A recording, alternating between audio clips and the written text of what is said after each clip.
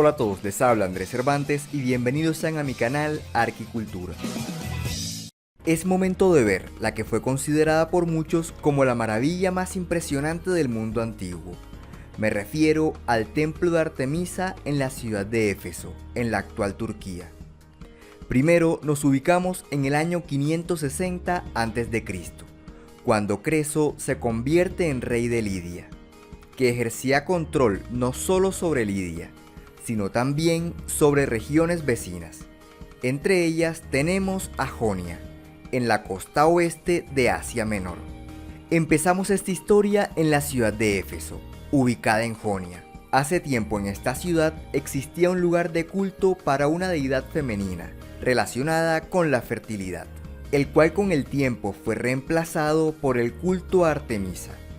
En el 550 a.C., el rey Creso manda construir un templo para la diosa Artemisa en Éfeso.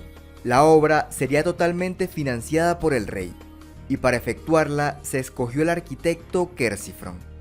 El sitio escogido fue un terreno pantanoso en el Témenos, que es una zona sagrada en las ciudades griegas, generalmente dotadas de un altar, pero sin un templo. Esto se hizo pensando que la suavidad del terreno amortiguaría los terremotos. El pantano fue rellenado con una capa de carbón y pellón de oveja, para evitar que el nivel freático pasara de ahí, y luego pizarra. Sobre esto además se elevó una plataforma de mármol de 2,4 metros de altura, para mantener el templo lejos de la humedad. La plataforma tenía un tamaño de aproximadamente 70 metros de ancho por 130 de fondo, suficiente para albergar al templo griego más grande jamás construido. Este templo sería construido enteramente en mármol, el cual fue extraído de una cantera a 11 kilómetros del sitio de la construcción. Se cree que los bloques de mármol eran puestos dentro de una estructura cilíndrica, para poder llevarlos rodando desde la cantera hasta el sitio de la obra. Las columnas estaban conformadas por una serie de piezas apiladas, alcanzando los 18 metros de altura. A estas piezas cilíndricas se les llama tambor, y una vez armada la columna se le tallaron las estrías, que son las acanaladuras que se ven a lo largo de la columna. Recordemos que nos encontramos en la región de Jonia, y aquí nació un estilo arquitectónico, cuya principal característica era el uso de las volutas para ornamentar los capiteles de las columnas. Este estilo era el jónico, y fue utilizado para el templo de Artemisa. Por las 8 columnas de la fachada principal era un templo octástilo, pero además era eneástilo en la fachada posterior, ya que tenía 9 columnas. Pero también era un templo díptero, ya que tenía 2 filas de columnas rodeándolo completamente, y además tenía una tercera fila de columnas en la fachada principal. En medio de esto aparece el recinto principal, la cela, un espacio destinado para contener la estatua de la diosa Artemisa. Los muros de este espacio se prolongaban en ambas direcciones, generando 2 espacios, el posterior llamado opistódomo y el frontal llamado pronaos, un espacio de transición antes de acceder al templo. Dentro del pronaos y el opistódomo se construyeron más columnas, para un total de 127 columnas.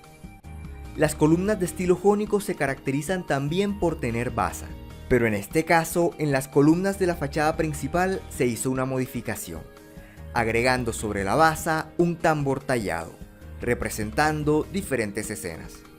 Uno de los más grandes retos en esta construcción fue ubicar los dinteles, porque aunque contaban con grúas, estas no eran muy precisas, y el ensamble de los dinteles debía ser perfecto. Pero manipular pesados monolitos de más de 6 metros de largo no era tarea fácil. La solución fue hacer unas torres de sacos de arena, superando el nivel de las columnas.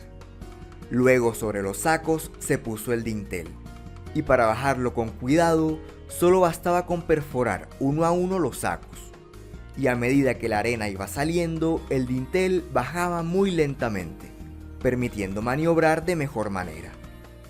Con los dinteles en su puesto se pudo terminar el entablamiento, agregando molduras en el friso, y sobre todo esto se puso la cornisa.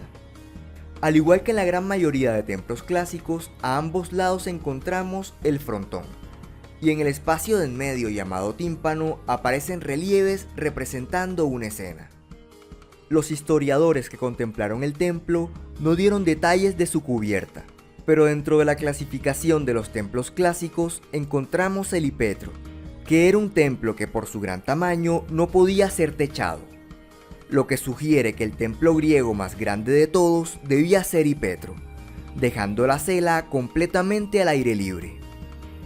El centenar de columnas que componía el templo daba la impresión de ser un bosque de columnas, haciendo alusión de algún modo a los bosques, donde inicialmente se le rendía culto a Artemisa, diosa de la caza, la luna y la fertilidad. En el lugar protagónico de la cela se instaló una gran estatua de la diosa, muy diferente a las representaciones tradicionales, donde hay que resaltar su postura rígida, el tocado que lleva sobre la cabeza, los múltiples animales que se ven en sus piernas y la gran cantidad de pechos como símbolo de fertilidad. Además, para proteger la estatua de la diosa se construyó un naiskos, una especie de templete propio de la arquitectura clásica. Por último, al igual que la gran mayoría de los templos griegos, este debía estar cubierto de color, resaltando todos los detalles de los relieves y las molduras. El templo había sido empezado por Quersiphron, pero la construcción se extendió tanto que la obra también había sido dirigida por su hijo Metágenes, y finalmente terminada por Peonio de Éfeso, que al terminar esta obra fue solicitado en la ciudad de Dídima, para construir un templo de iguales dimensiones dedicado a Apolo, hermano gemelo de Artemisa. Y aunque el templo de Apolo en Dídima es ligeramente más pequeño, en su fachada se incluyeron 10 columnas en lugar de 8, lo que lo convierte en un templo único. El templo de Artemisa tardó unos 120 años en terminarse, y con la medida de 115 metros de fondo por 55 de ancho, fue el templo griego más grande que jamás existió, equiparando su tamaño al de una cancha de fútbol profesional. En torno al templo se generó además una dinámica económica, donde la principal fuente de ingreso era la venta de artículos de plata representando a la diosa Artemisa. El 21 de julio del 356 a.C., un hombre llamado Eróstrato, buscando que su nombre pasara a la historia, incendió el templo de Artemisa. Y se cuenta que como esa misma noche nació Alejandro Magno, Artemisa estaba ocupada en el nacimiento del futuro emperador, y no tuvo tiempo para ir a proteger su santuario. El nombre de Eróstrato fue borrado de todos los registros de la época, donde se citaba simplemente como un loco que incendió el templo. Sin embargo, su nombre llegó hasta nuestros días a través de algunos historiadores de la época que sí lo registraron. Lamentablemente, el sujeto cumplió su objetivo, y su nombre quedó perpetuado para la historia, dando origen al término erostratismo, que se define como manía que lleva a cometer actos delictivos para conseguir renombre. En el 334 a.C., Alejandro Magno llegó a Éfeso y se encontró con las ruinas, y quiso costear la reconstrucción total, a cambio de poner su nombre en el templo.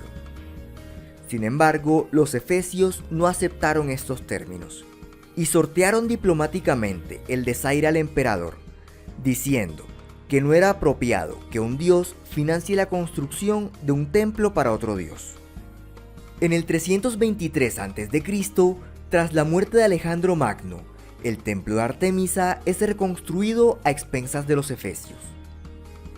La obra se la asignó al arquitecto Dinócrates, que reconstruyó el templo apegándose al diseño original de Quersiphron, pero con pequeños cambios, donde destacaremos la construcción de unos cubos bajo las basas de las columnas, y además una base mucho más alta. También a partir de esta fecha aparecen menciones de un altar frente al templo.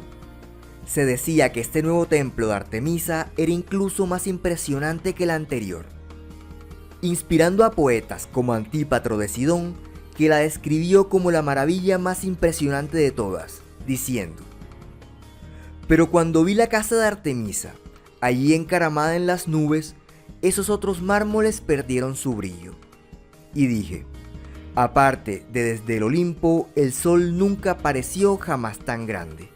Y es que por esta época aparecieron varios listados de sitios dignos de visitar, y estos lugares eran las 7 maravillas del mundo, y el templo de Artemisa apareció en varias listas. En el siglo I después de Cristo, San Pablo llegó a Éfeso a difundir el evangelio, poniendo en riesgo el orden económico de la ciudad. Los comerciantes decían que las enseñanzas de Pablo pondrían fin al templo de Artemisa, por lo que lo enviaron a la cárcel, donde se cree que escribió alguna de sus cartas. Luego de esto fue expulsado de la ciudad. En el 262, los godos invadieron y saquearon Éfeso. El templo de Artemisa quedó totalmente destruido y sus restos quedaron esparcidos en el lugar. Es probable que con los restos se intentara reconstruir el templo, pero con la creciente población cristiana no hubo la fuerza de gestión suficiente para la reconstrucción, y el templo jamás recuperaría su esplendor. Hacia el 395, el emperador Teodosio declaró el cristianismo como la religión oficial del imperio, por lo que los antiguos templos fueron cerrados definitivamente. Muchas de las piezas del templo de Artemisa fueron pulverizadas para hacer cal, con la que se construyeron muchos edificios en la ciudad. Otras partes fueron llevadas a otras ciudades, para ornamentar palacios e iglesias. Se dice que parte de los restos del templo fueron llevados a Constantinopla por órdenes del emperador Justiniano, para el recubrimiento de las paredes de Santa Sofía. Luego, con el paso de los siglos, la vegetación y varios metros de los sedimentos del pantano lo consumieron todo, y el templo de Artemisa simplemente desapareció.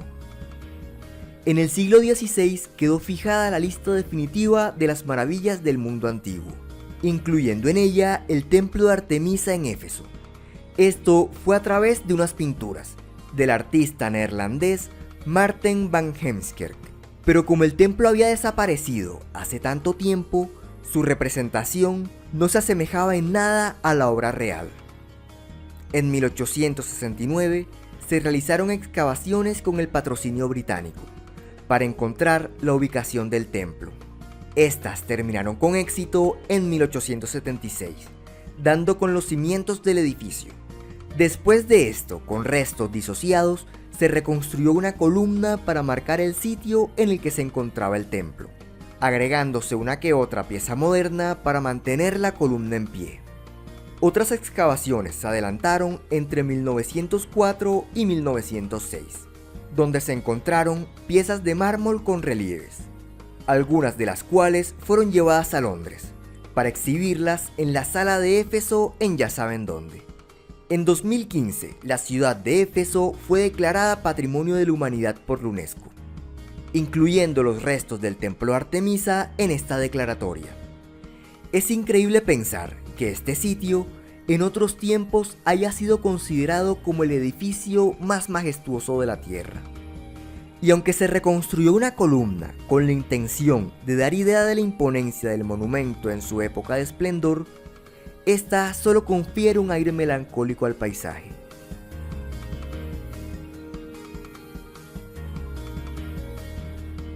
Y bueno, esto ha sido todo por hoy. Si te gustó, no te olvides de darle like y compartir con tus amigos. Y para que no te pierdas de próximos contenidos, suscríbete a mi canal de YouTube y sígueme en las redes sociales de Facebook e Instagram. Les habló Andrés Cervantes, hasta la próxima.